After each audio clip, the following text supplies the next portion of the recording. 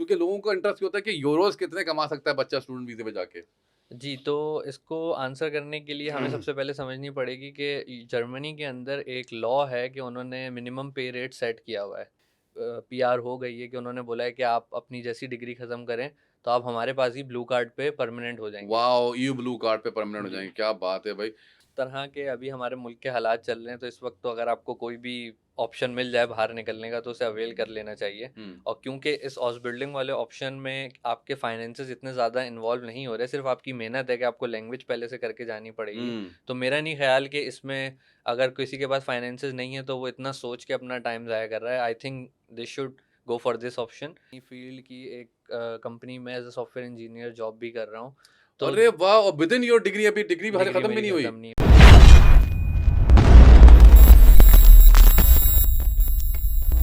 अस्सलाम वालेकुम जी, मेरा नाम एहसन खान है और आप देख रहे हैं मेरा शो। जैसे आपको पता है कि मेरी कोशिश होती है कि मैं इन्फॉर्मेटिव वीडियो बनाते रहूँ जिसमें लोगों को सीख के, देख के फ़ायदा हो सके।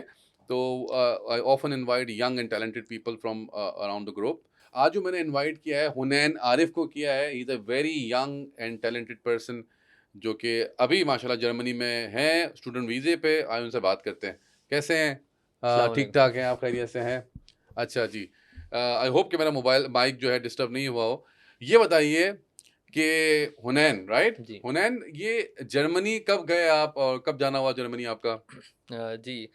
मेरा जो है वो 2024 के मार्च में जर्मनी जाना हुआ था। हुँ। मैंने अप्लाई किया था for masters visa English in taught या German taught? English taught. Okay. और मेरी फ़ील्ड थी सॉफ्टवेयर इंजीनियरिंग। ओहो! सॉफ्टवेयर इंजीनियरिंग यानी बड़ा पैसा कमाने वाला है भैया, बहुत पैसा आने वाला है।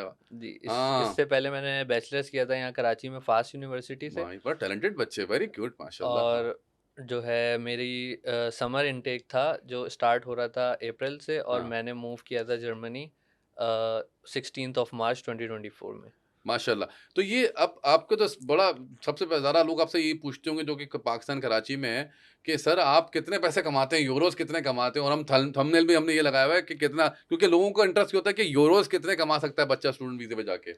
जी, तो इसको आंसर करने के लिए हमें सबसे पहले समझनी पड़ेगी कि जर्मनी के अंदर एक लॉ है कि उन्होंने मिनिमम पे रेट सेट किया हुआ है, अच्छा, कि इससे कम आपको पर आवर रेट कहीं भी नहीं मिलेगा, जो ठीक कि है। पहले था 12.4, जो कि ओके, अब उन्होंने बढ़ा के 14.5 कर दिया है। आपके आने के बाद? मेरे आने के बाद नहीं, वो अभी रिसेंटली उनके उसमें चेंज हुआ है। और अच्छा, एज़ अ स्टूडेंट आप बाउंड होते हो वहाँ पे, आपको 20 आवर्स 20 आवर्स पर ठीक। वीक काम करना होता है, वो भी उन्होंने एक्सटेंड करके 23 पॉइंट समथिंग ओके, तो आवर्स इससे कर ज़्यादा दिए। पढ़ाई पे फिर लोगों का ध्यान ही नहीं होगा। नहीं, उसका उन्होंने असल में सर्कल ऐसा बनाया हुआ है कि आप उससे बाहर जा नहीं सकते। अगर हुँ। आप ज़्यादा जाएँगे तो वो फिर आप पे चेक एंड बैलेंस होता है, वो फ़ौरन आपको पकड़ लेंगे। अच्छा ये नौकरी मिलने में कितनी प्रॉब्लम होती है? अक्सर लोग बोलते हैं कि भाई जर्मन टॉट जब तक जर्मनी लैंग्वेज नहीं सीखोगे ना आपको नौकरी नहीं मिलेगी part time. How true it is?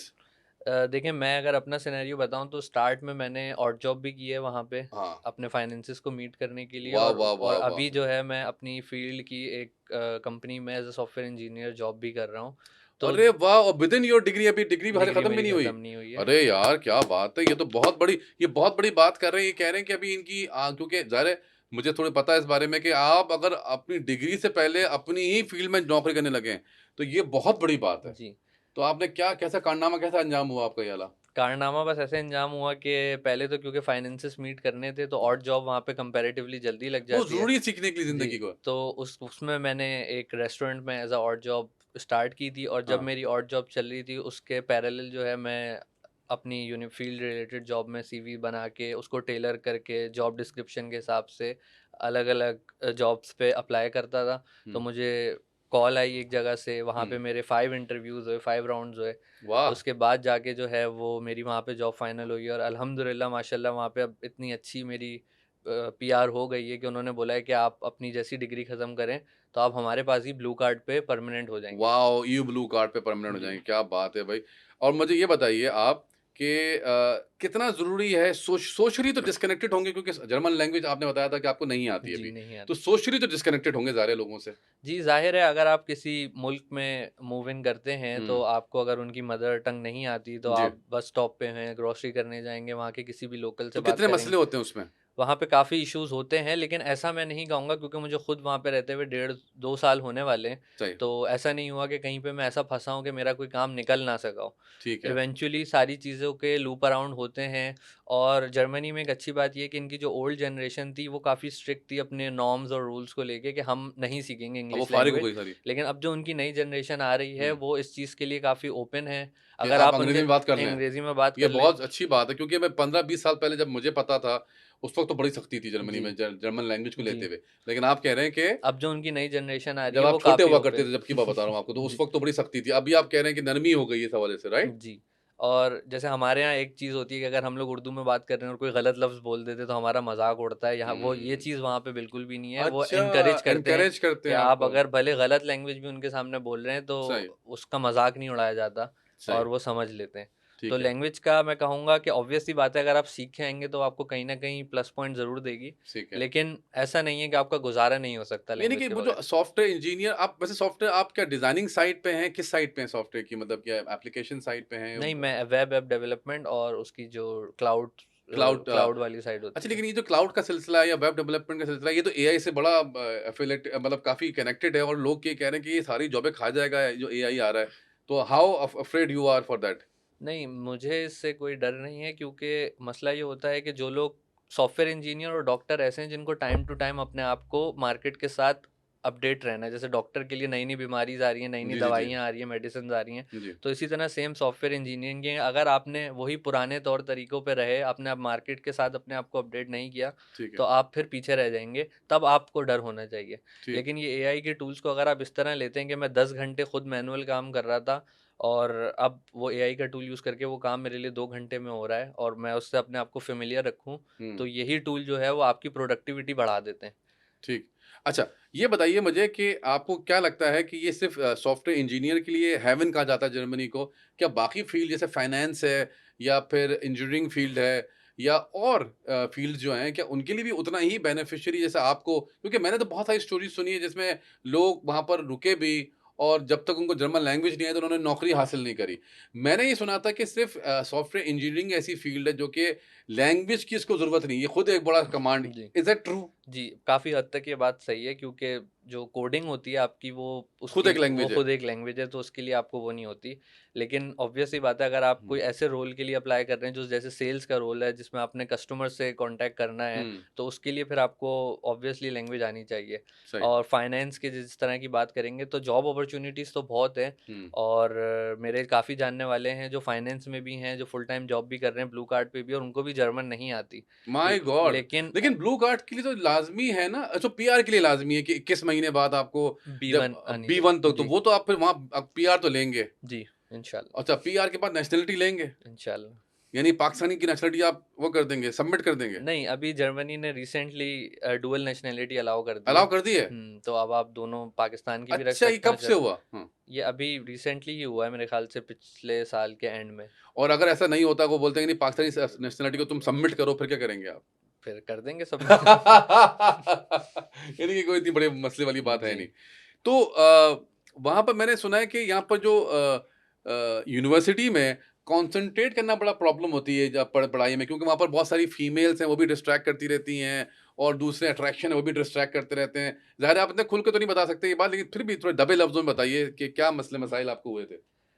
मसले मसाइल तो ख़ैर देखें ये पर्सन टू पर्सन वेरी करते हैं जी, क्योंकि जर्मनी मूव करना जो है वो इतना आसान होता नहीं है, आपकी ठीक है। फैमिली के काफ़ी फाइनेंसेस लगे हुए होते हैं। जी, जी, तो जी। अगर आप उस चीज़ का दर्द रखते हैं और उस चीज़ का एहसास जो रखते दर्द हैं, नहीं रखता वो क्या करे? जो दर्द नहीं रखेगा वो तो वो उसके पीछे डिस्ट्रैक्ट हो जाता है। उसके ऊपर तो कोई चेक एंड बैलेंस ही नहीं तो है ना। डिस्ट्रैक्टिव लोग देखे आपने? जी, मैंने बहुत कितने देखे परसेंट हैं। डिस्ट्रैक्टिव लोग हैं आपके ख्याल में आउट ऑफ 10? आउट ऑफ 10 मैंने ज़्यादा नहीं देखे, 2-3% ही देखे हैं। डिस्ट्रैक्टिव होते हैं वो जो लोग। जो मतलब बिल्कुल उनका पढ़ाई वगैरह का मूड नहीं होता, ठीक है। जिनके मतलब बहुत पैसा है और कोई प्रॉब्लम नहीं है। लेकिन ज़्यादातर लोग जो हैं वो फाइनेंसेस मीट करके जिस तरीके से आ रहे होते हैं, तो उनके दिमाग में यही होता है कि नहीं यार कुछ करना है, फैमिली को रिपे यूजुअली करना लोग कैसे नज़र आए आपको? अच्छे मतलब आपने बताया कि अंडरस्टैंडेबल हैं क्योंकि मैंने जैसे मैं फॉर एग्ज़ाम्पल मैं कनाडा गया या अमेरिका गया तो वहाँ पर लोग बड़े ग्रीटिंग करते हैं, आपको विश मतलब बड़ा अच्छा वेलकम करते हैं। व्हेयरएज़ आप दूसरी कंट्री में जाते हो तो लोग बड़े सख्त बिहेवियर के ताल्लुक जैसे मैं मलेशिया में था तो वहाँ पर भी लोगों को बड़ा बहुत ही अजीब-सा बिहेवियर लगा। हो है। सकता है मेरे साथ ऐसा हो लेकिन यूजुअली तो जर्मनी में क्या आपको ऐसे ग्रीटिंग करते हैं, वेलकम करते हैं या फिर थोड़ा-सा अपने काम से काम रखते हैं? नहीं देखिए, जिस तरह हमारे मुल्क में है, हमारा मुल्क भी हॉस्पिटैलिटी के हिसाब से जो है जी। वो काफ़ी अच्छा समझा जाता है, लेकिन हुँ। हम इसको एक ओवरऑल कह नहीं सकते। जी, जी। आप कहीं जाएँगे तो कहीं पे आपको अच्छे से ट्रीट किया हुँ, जाएगा, हुँ, कहीं जाएँगे जहाँ पे आपको बिल्कुल ही जो है वो रूड तरीके से स्ट्रेट फॉरवर्ड बोल दिया हुँ, जाएगा। तो यही चीज़ वहाँ पे भी है कि कुछ जर्मन्स ऐसे होते हैं जो काफ़ी वेलकमिंग होते हैं, आप रोड पे जा रहे होंगे, आपको स्माइल पास करेंगे और हुँ, अच्छे से बात करेंगे। हुँ। लेकिन जो ज़्यादातर इनके बारे में कॉन्सेप्ट है, जो कि है वो भी, रूड है। वो ये है कि स्ट्रेट रूड नहीं, वो हाँ, स्ट्रेट फॉरवर्ड स्ट्रेट होते हैं। फॉरवर्ड था, काम सही। की बात करते हैं हुँ। और इधर-उधर की वो नहीं करते। अच्छा, अब मुझे ये बताइए कि ज़ाहिर है हम चीज़ों को क्लोज़ करने वाले हैं कि आप प्रेफ़र करते हैं कि आगे जो स्टूडेंट्स हैं, वो किस ऐज में जाए? हाई स्कूल करके जाए जर्मनी, 16 साल की डिग्री करके जाए जर्मनी या मास्टर्स भी यहाँ करके जाए? आपका क्या सजेशन लोगों को क्या सजेशन देंगे? और वो क्या जर्मन टॉट पे जाए या इंग्लिश टॉट पे जाए? ये काफ़ी अच्छा थैंक यू। क्वेश्चन है और मुझसे ये बहुत सारे बच्चे पूछते भी हैं। जी। तो इसका मैं मेरे नज़दीक जो एक बेटर ऑप्शन है वो ये है कि बंदा बैचलर्स पाकिस्तान से करे और मास्टर्स पे जाए। इसके कई सारे रीज़न हैं, जो 2 बड़े रीज़न हैं वो ये है, एक तो बैचलर्स जो बच्चा बाहर करने जा रहा होता है वो यहाँ का इंटर पास बच्चा होता है, जिसने जो उस हद तक मैच्योर नहीं होता, जिसने उस हद तक दुनिया की जो समझ हम नहीं लोग बात होती। भी कर रहे थे कि एक जी। डिस्ट्रैक्ट होने वाली बात भी तो कर रहे थे। वो जब बाहर जाता है उसको सारी ए टू ज़ी अपनी चीज़ें खुद मैनेज करनी पड़ती हैं, तो उस बच्चे के लिए और एक बच्चा जिसने बैचलर्स किया हुआ है, जिसकी उम्र 19 प्लस है, जो हुँ, थोड़ा मैच्योर है, हुँ, वो जब बाहर जाएगा तो उसको चीज़ों को डील करने में और एक इंटर पास बच्चे के चीज़ों को डील करने में ज़मीन आसमान का फ़र्क होगा, पहली बात। दूसरी बात ये है कि हमारे जो इंटर की क्वालिफ़िकेशन होती है, इसको बाहर कंसीडर नहीं किया जाता। अगर आप फ़ील्ड की जॉब लेने जाएँगे हुँ, एज़ ए इंटर की डिग्री लेके, तो हुँ, वो बोलेंगे हम नहीं मानते, आपके पास बैचलर्स की डिग्री नहीं है, आप और हुँ, जॉब ही करो। तो हुँ, जो फील्ड की जॉब वाली दरवाज़े हैं ना, वो काफ़ी हद तक आपके लिए बंद हो जाते हैं जब आप बैचलर्स पे जाते हैं। हुँ। जब कंपैरेटिवली जब आप मास्टर्स पे जाते हैं तो आपके पास क्योंकि एक 4 साल की वेरिफाइड डिग्री होती है सही, एचईसी से, सही। तो फिर आपको कंपनीज़ एटलीस्ट कंसीडर करती हैं। 100% सही जवाब उन्होंने दिया और मैं खुद भी मेरा क्योंकि मैं सही जवाब इसलिए कह रहा हूँ क्योंकि मेरा भी 100% यही ओपिनियन है कि आप कम से कम 16 साल करके जाएँ। अच्छा एक और प्रोग्राम होता है हाउस बिल्डिंग के नाम से, जी। ज़ाहिर है आपको पता होगा। हाउस बिल्डिंग ज़्यादा लोग प्रेफ़र कर रहे करें या ये डिग्री का प्रोग्राम? क्योंकि हाउस बिल्डिंग में मैंने सुना है कि आपको यहाँ यानी कोई ब्लॉक अकाउंट देने की ज़रूरत भी नहीं है। जैसे हुँ, आपने ब्लॉक अकाउंट पैसे जी। लगाए होंगे, आपने कितने ब्लॉक अकाउंट खोला था? मेरे खुला था अराउंड 12,000 यूरोज़ का। 12,000 यूरो तो पाकिस्तानी कितने हो गए तकरीबन? तकरीबन उस वक़्त के 35 लैक्स। आज के चले 38-40 हुँ, लाख रुपए का 40 लाख का। 40 लाख। तो ज़ाहिर है एक आम आदमी के लिए तो ज़रा मुश्किल हो जाता है 40 लाख ज़ाहिर है इकट्ठा हुँ, करना। लेकिन जो स्टूडेंट जो ये हाउस बिल्डिंग है हाउस बिल्डिंग में ये है कि आपको कोई ब्लॉक अकाउंट नहीं देना। जी। फिर लेकिन आपको यहाँ पर A1, A2, B1 तक पढ़ना होता है। हुँ। तो आप क्या प्रेफ़र करेंगे जिसके पास पैसा ही नहीं है तो वो क्या करे बेचारा? हाँ, देखिए फ्रैंकली स्पीकिंग जिस तरह के अभी हमारे मुल्क के हालात चल रहे हैं, तो इस वक्त तो अगर आपको कोई भी ऑप्शन मिल जाए बाहर निकलने का तो उसे अवेल कर लेना चाहिए। हुँ, और क्योंकि इस हाउस बिल्डिंग वाले ऑप्शन में आपके फाइनेंसेस इतने ज़्यादा इन्वॉल्व नहीं हो रहे, सिर्फ आपकी मेहनत है कि आपको लैंग्वेज पहले से करके जानी पड़ेगी। हुँ, तो मेरा नहीं ख्याल कि इसमें अगर किसी के पास फाइनेंसेस नहीं है तो वो इतना सोच के अपना टाइम ज़ाया कर रहा है। I think they should go for this option. हुँ, but the problem is that हर चीज़ के प्रोज़ एंड कॉन्स होते हैं। हाउस बिल्डिंग जो है वो बेसिकली जैसे यहाँ का डिप्लोमा होता है, आसान अल्फाज में अगर मैं आपको हुँ, बताऊँ, हुँ। तो वहाँ पे उसको हाउस बिल्डिंग कहते उसके हैं। बाद क्या होता है? वोकेशनल ट्रेनिंग वो सिर्फ़ जर्मनी की हद तक ही महदूद रहता है। मतलब आप जर्मनी या मैक्सिमम आप आगे यूरोप, ग्रो नहीं कर पाओगे। आप जी, अगर जैसे लेट्स सपोज़ आपका फ्यूचर में यूएस या मिडल ईस्ट मूव ये करने का बात प्रोग्राम हो रहा है, करेक्ट, तो करेक्ट। वहाँ पे जो है वो आपके एक्सपीरियंस के बेस पे तो आपको जॉब अपॉर्च्युनिटीज़ मिल सकती हैं, लेकिन आपकी ये डिग्री काउंट उस तरह नहीं होगी जिस तरह आपकी बैचलर्स या मास्टर्स की डिग्री व्हाट काउंट अ होगी। ब्यूटीफुल आंसर और बाकी ज़ाहिर है इन्होंने ये बोला कि भई अगर आपको जो हाउस बिल्डिंग वाले लोग हैं, अगर उनके ऊपर फाइनेंशियल मसला है तो स्ट्रेट अवे आप कट करना शुरू करें। लेकिन एक बात याद है कि ये एक इंटरमीडिएट है, यानी जर्मनी का इंटरमीडिएट है और वो जर्मनी तक की हाउस बिल्डिंग जर्मनी की डिग्री है, जर्मनी तक ही महदूद रहेगी। लेकिन अगर आप बड़ा सोचते हैं, ज़ाहिर है फिर आपको उसके हवाले से लेकिन हाउस बिल्डिंग में ये एडवांटेज है कि आप मैट्रिक पास हो, इंटर पास हो, आप अप्लाई कर सकते हो और अगर जी, आप लर्न कर सकते हो तो आप सीख लो। जी। लेकिन वही वाली बात है कि B1 तक लर्निंग करना भी एक बड़ा वो है ना, फिर हर चीज़ के pros and pros and cons pro जो बता रहे थे। तो but thank you so much for being a part of our show और बड़ी हमने मज़े-मज़े की बातें भी करी, इन्फॉर्मेटिव बातें करी। आई होप कि लोग बड़ा सीखेंगे इस प्रोग्राम से। इंशाल्लाह। तो anyways thank you very much for coming to our show. Until next time अपना ख़्याल रखिए। अल्लाह हाफ़िज़।